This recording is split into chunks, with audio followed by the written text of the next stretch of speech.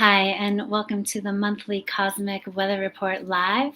I'm Marcella Eversole, facilitating here from the Rocky Mountains in Colorado, where I was born. So, really happy to be with you here in this sacred place. And today we've got 2024 Pluto in Aquarius during the flight of the dragon. This will be a special live stream that's not just looking at the monthly cosmic weather, but we'll be delving into the whole year of 2024. So I don't really have any announcements today. We're coming into winter and we just don't have any big rah-rah. So I'm looking forward to what soul level astrologer Mark Borax has to say about 2024. And I'm just going to turn it over to you, Mark. Okay, thanks. Welcome everybody to Pluto in Aquarius during the flight of the dragon, my annual look at the upcoming year. And this is coming to you live on Wednesday, January 10th from Putney Mountain, Vermont. The two main features of the cosmic weather in the coming year, as far as I see it, are Pluto in Aquarius and also the flight of the dragon. And so you can mark down two dates, which is on January 21st, Pluto re-enters Aquarius for about 9 months, and then it pulls out, and then it pulls back in again. So most of 2024 is going to occur with Pluto in Aquarius, which I'll get to. And also February 9th, in which the year of the cat gives way to the year of the dragon. And a third factor for the year that I'm going to go into is the cosmic numerology, which is, it's a number 8 year, 2024. And 8 is a rigorous year. So those are the three things I plan to look at. So as far as it being an 8 year, and also it's going to be a dragon year, those are short-term features in the cosmic weather that only last about a year. But as far as Pluto in Aquarius, that's a 20-year period. And so I'm going to begin with Pluto in Aquarius, which is the deep one, the heavy one, the powerful one. In fact, I see this as so powerful that I feel that the 20-year period that Pluto's going to be moving through Aquarius is the make it or break it period of the human race. There's doubt as to how well humanity is going to survive and flourish on this planet. And there's a lot of delusion. There's a lot of delusion. There's a lot of lies. There's a lot of illusion about what's actually happening in government and politics and all around the world and in environment. And the forces of totalitarianism and censorship have reached an all-time high. Normally, during wartime, which used to be more rare and less frequent than it is currently, it's a historical truism that that civil liberties are the first things to vanish during times of war. And the governments always use the war as the supposed reason why we have to crack down.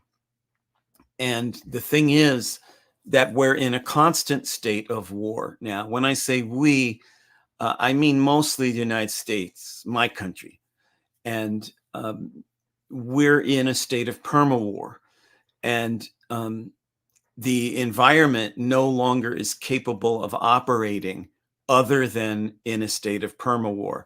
This is something that many people know and few people admit. We cannot survive. Our economy cannot survive without a constant state of war. We've developed a war machine government and economy.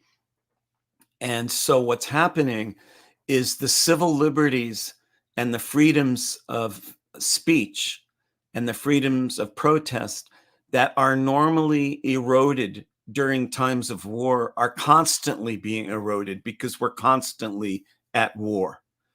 And because of that, this 20-year period with Pluto moving through Aquarius feels to me like we either wake up as a species and break out of the thought police.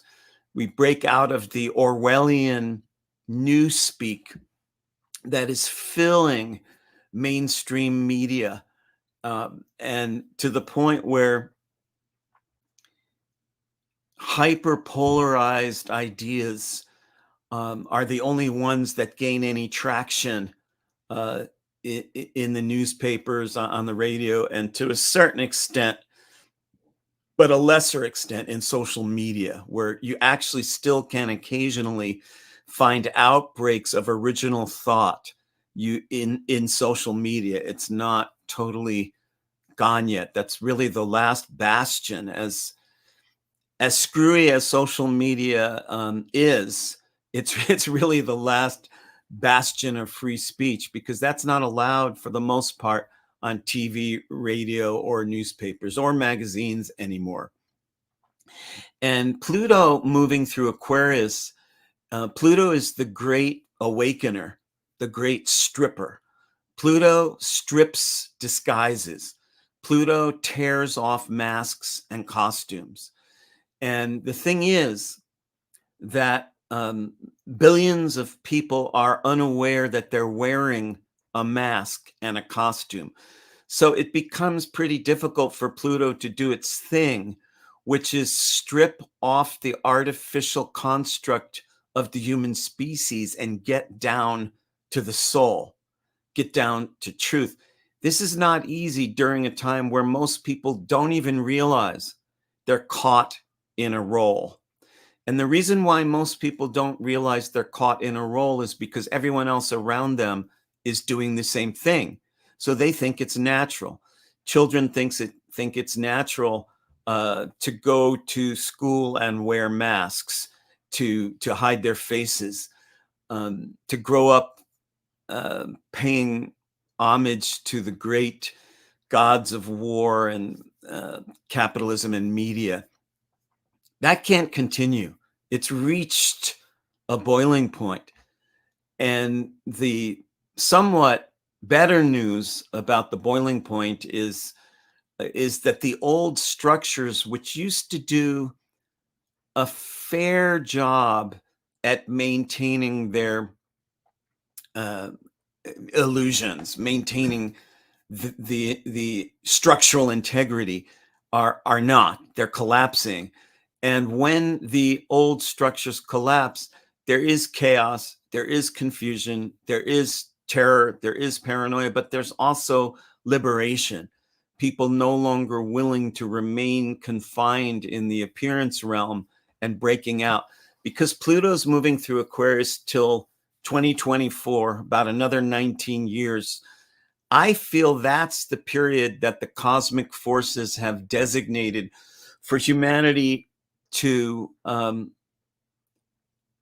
wake up or to go down in defeat, in the dust, like many species which we've lost since the beginning of the earth. This feels to me like the make it or break it period of humanity. So that being said, what do I advise you do about it? What do I advise we all do about this? Well, since I lack the foresight to know with certainty how this 20-year period is going to end up, all I can do is deepen my vows to fully show up and uncover my truth and live my love to the best of my ability, knowing I'm imperfect. I won't always succeed 100% at knowing my truth, following my truth, and living my love. But even if I knew with certainty that we're going to blow it as a species in these next 20 years, and we're going to lose all freedom, we're going to become like all those dystopian, dark science fiction books and movies, Brave New World, 1984. Even if I knew for certainty that that was going to happen, the truth is I still would be doing nothing other than doing my best to live my love and embody my truth. So regardless of whether my prediction of Pluto in Aquarius for 20 years is going to take the bright side or the dark side, regardless of whether we're going to turn around this imprisonment that we've gotten caught in as a species, or whether we're going to get further imprisoned, it still comes down to the same thing in terms of thought and action. And the thought is that you were put here to do something much more than feed the war machine and make money, that you were put here to follow the deep inner truth of your heart and soul. And that's what I advise in terms of, okay, if this Pluto in Aquarius period really is the end of the old way of being and the beginning of some whole new way to be, or whether it's just a final screwing down of the totalitarian suicidal destructiveness of our species and the psychopaths that are in power in the government. In either case, it doesn't require a different response from you. So the almost good news about this is all we can do, if I'm right, and Pluto in Aquarius is the make it or break it period of humanity, all we can do is follow our truth, live our love, not let anyone talk us out of it, gain presence where there used to be absence, gain feeling where there used to be numbness, gain compassion where there has been scathing judgment, gain self-understanding. And so what Pluto in Aquarius really wants is to strip away the artificial nature that has replaced human beings and restore the raw, naked, real, primal truth of what it means to be human, what it means to be you, what it means to be me. This requires a lot of courage and power, which leads us to the year of the dragon. On February 9th, the year of the cat is going to give way to the year of the dragon. Most people look at the year of the cat as the year of the rabbit. It's the one Oriental year that has two possible options for animals. All my life, I've been a cat person, so I tend to relate to that year much more as a cat than a rabbit.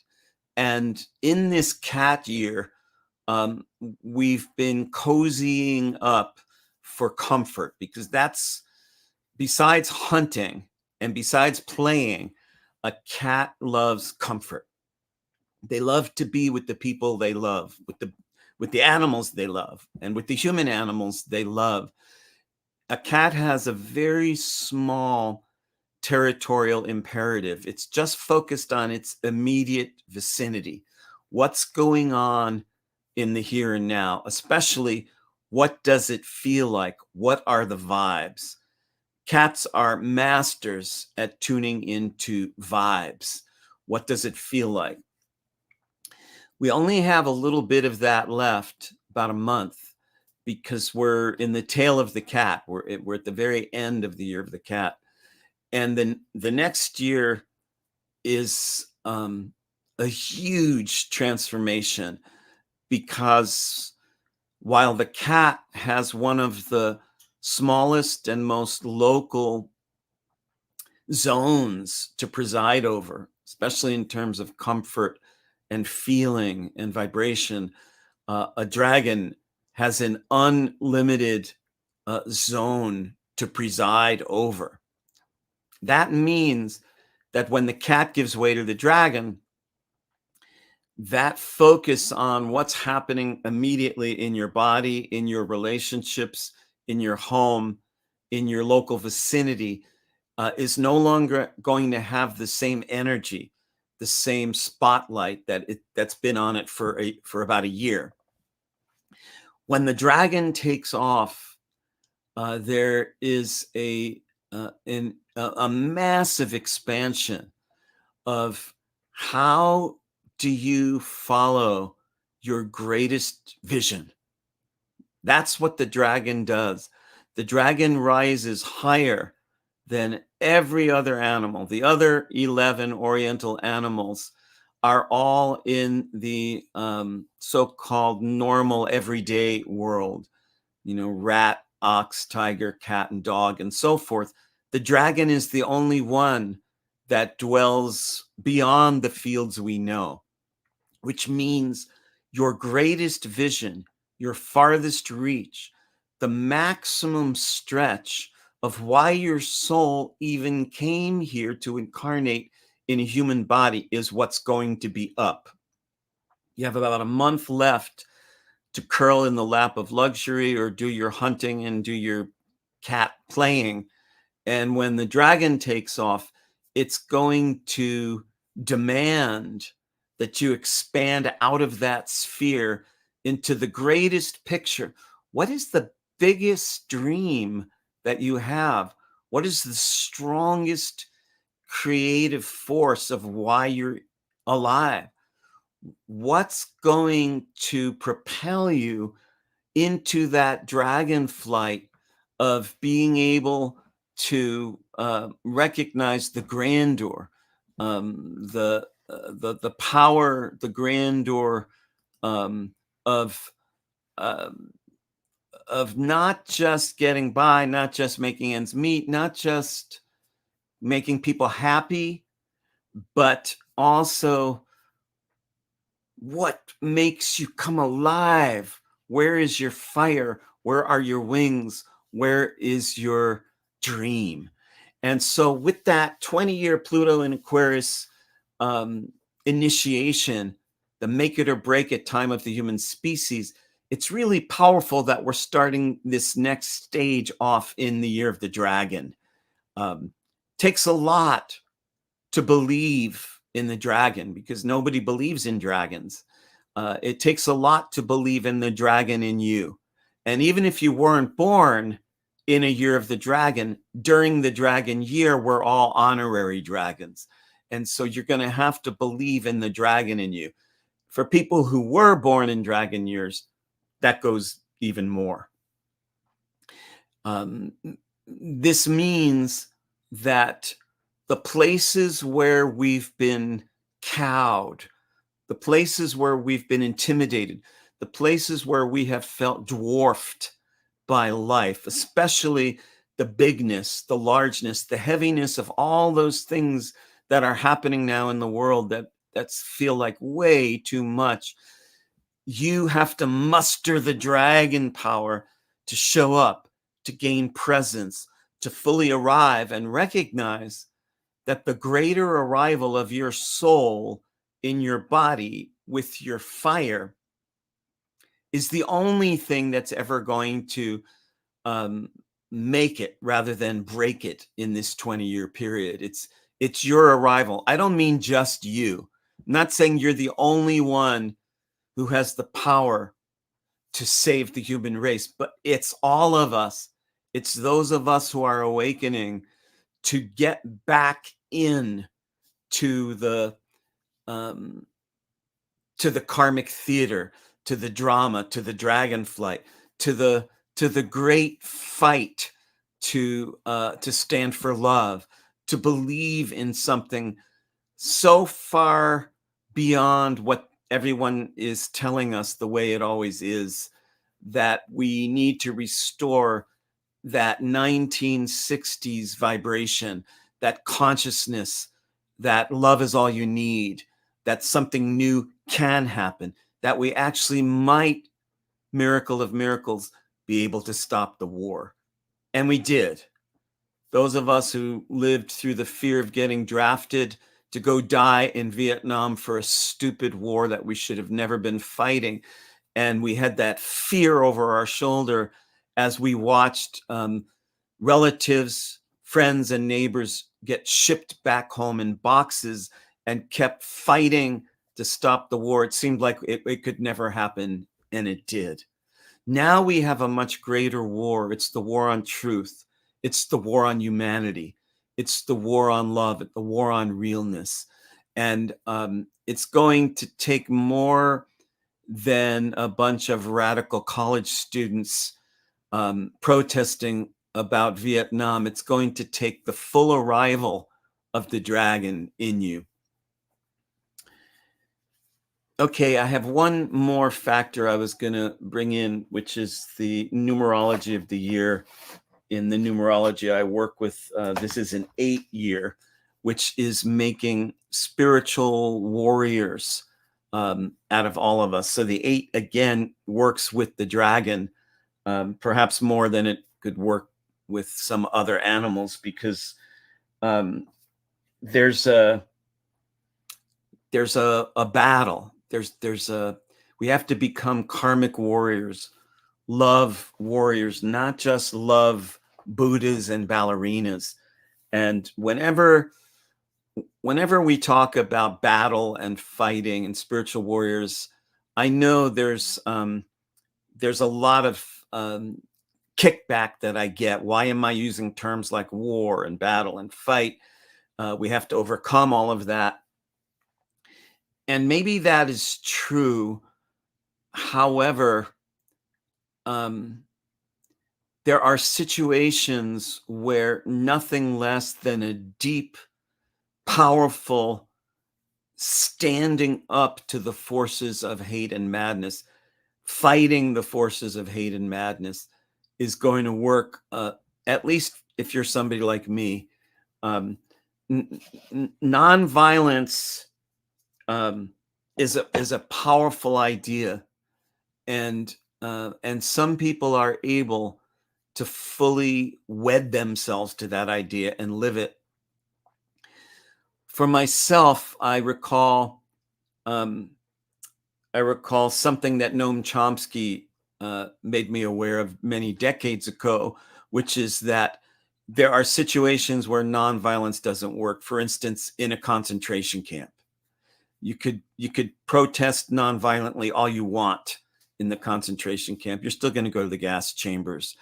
And I feel that the normal, average, everyday state of the majority of humanity right now is like a concentration camp. We're imprisoned in thought jails. We're boxed in more and more and more, to the point where anyone who speaks out about this in a powerful way, whether they're on the left or the right, or a Democrat or Republican, or gay or straight, or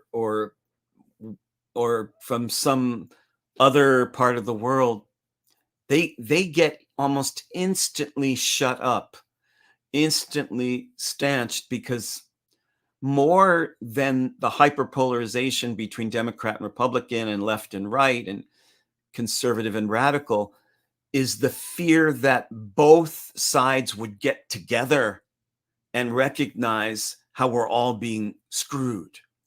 And so for me, I feel that the 8 year is the calling of the love warrior, the karma athlete, the spiritual warrior, to realize you're not alone in standing up to the madness. And so I'm just going to check to see if we have any comments from our studio or elsewhere. You're muted. Thank you. So there's some love and enthusiasm flowing your way for all the words that you're speaking, and people looking forward to the year of the dragon. I was really moved by the pieces that you were sharing regarding just this dystopian sort of picture that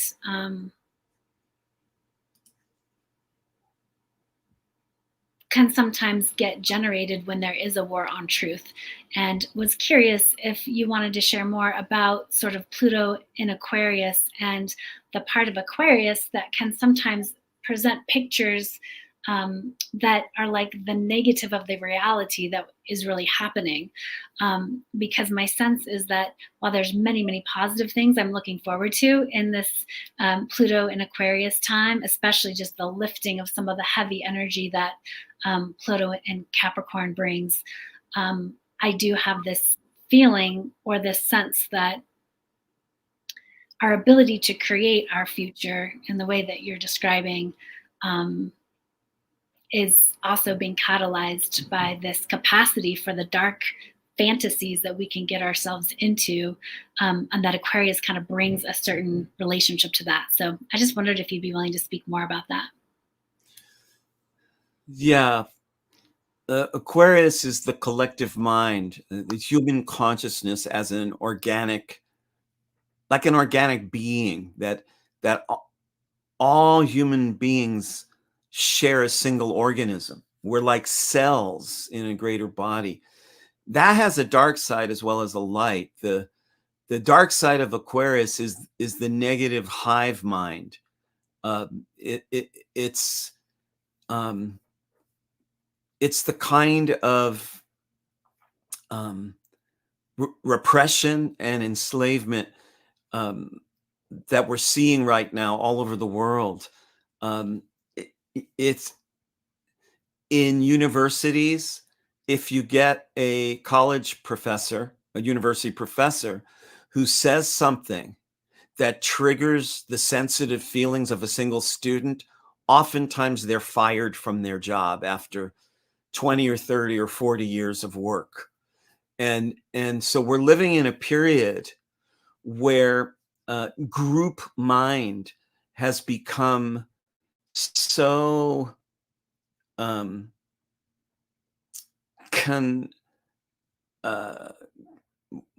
has become so shut down that people are afraid to speak their truth.